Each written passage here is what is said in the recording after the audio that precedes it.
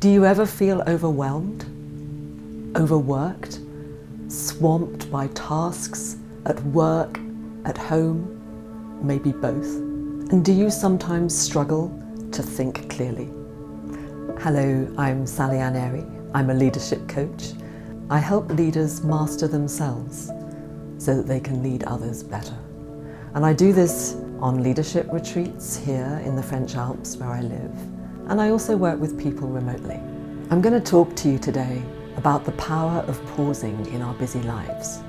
And I'm going to give you a simple tool that I've shared with hundreds of people over the years that really works. When we're in a state of overwhelm, it affects our ability to see things as they are. It also affects us emotionally. We're easily triggered, we can overreact, we can withdraw from normal life events simply because we can no longer see things as they really are. And in our minds and in our bodies, they get out of proportion. When we react in this way, from a triggered place, we can say and do things that we don't really mean. And this can affect our relationships, our relationship with ourselves and our relationships with the people around us. And unfortunately, what often happens is that we hurt the very people who are closest to us. And then we move into a place of regret and guilt, and all because we didn't respond in a way that we really wanted to.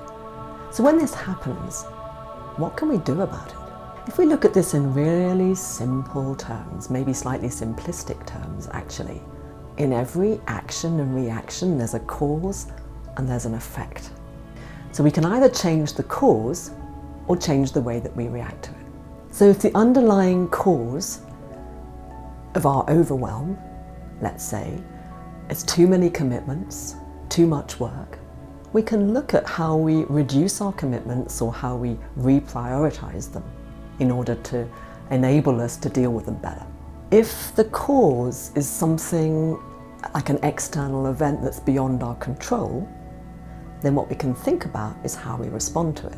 Now, in my experience, neither of these are possible without taking a moment to step back, pause, shift perspective, and respond intentionally to whatever's happening. What matters here is creating a moment to think more clearly so that we can see things differently. And from this different place, we can choose to change how we respond. It's empowering, and we feel as if we're more resourceful and we have more choice in our lives simply because we took a moment to step back and see what's actually happening. So let's take a moment right now. Let's pause. Whatever you're doing as you're watching this video, consciously pause as if you were pressing a pause button somewhere here inside. And as you pause, bring your awareness to your breath. So consciously breathe in, gently, without forcing it, and consciously breathe out. And when I say consciously, what I mean is becoming aware of your breath and watching its flow, as if you were observing it flowing in through your nose or in through your mouth, traveling into your body, arriving in your body, noticing where it arrives, noticing what happens in your body as you breathe in and in your body as you breathe out. This is conscious breathing.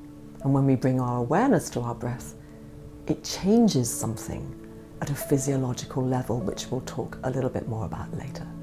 But for the moment, just enjoy this pause and enjoy breathing in and breathing out. And now what I'd like you to do, I'd like you to take either your left or your right hand and place it at the bottom of the sternum, this bone here, round about at the bottom, the top of your abdomen, round about where you can see I've got my hand here. And breathe into this space. So if you were breathing before and your breath was arriving about here, bring your awareness into your hand and breathe into the back of your hand, as you might be seeing me do here as I speak. I've been doing this for quite a long time, so I'm very used to it. But allowing your hand to rise and fall as you breathe. And what you're doing as you do this, is you're kind of intensifying your focus into this space. And the reason for doing this is that this is a space of a lot of potential energy, of clarity, of independence and creativity. It's known as the solar plexus, and it's a very powerful place in our body, and it really serves us to tune into it. And we can only do that if we do it consciously, because as we go about our busy lives, we don't normally stop to focus in this place because we're too busy doing stuff. So taking a moment to pause and focus and breathe can be a moment very well spent. So breathing in, expanding, creating space. Breathing out, letting go. I'm just going to close my eyes for a minute and do this with you. I invite you to close yours wherever you are and make this next minute just for you.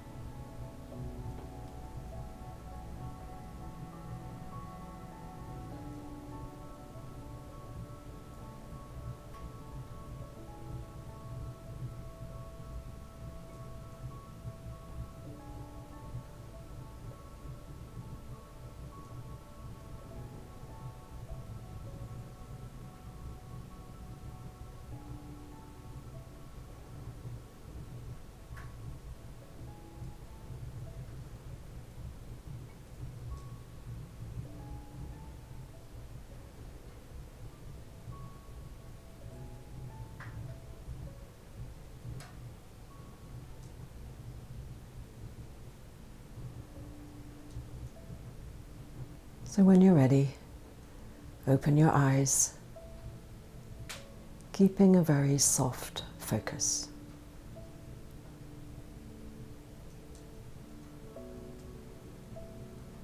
So how do you feel now?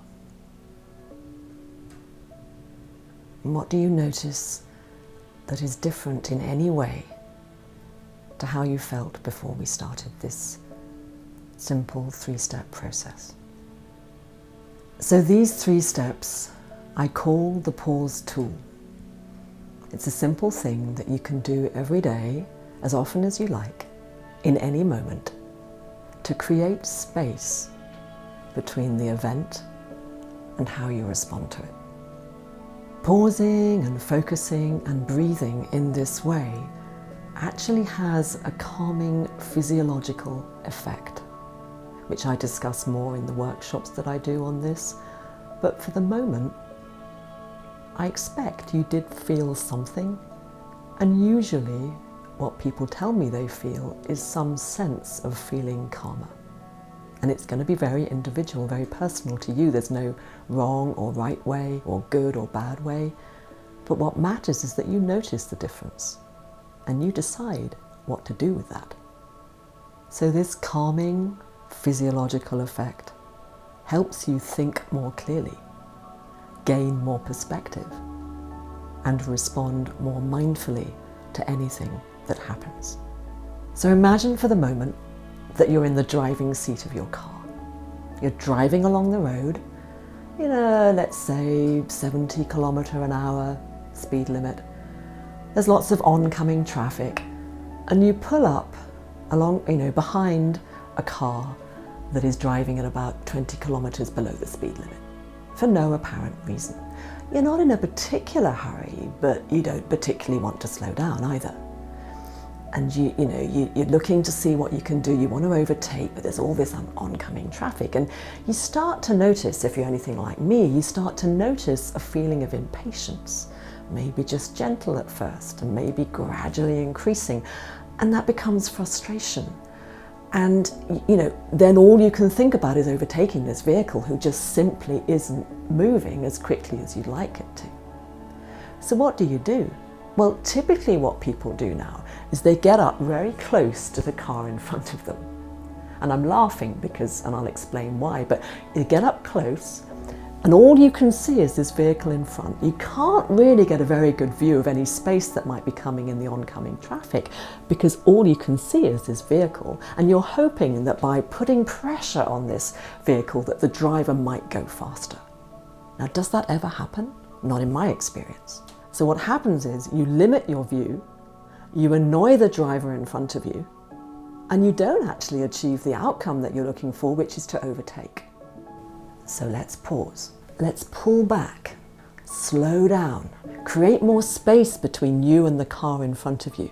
And what happens then? You get a wider perspective. It's like your field of view widens up. You can see the oncoming vehicles and you can see where the space opportunities might be. You've got a better vision, a better view of what's actually happening.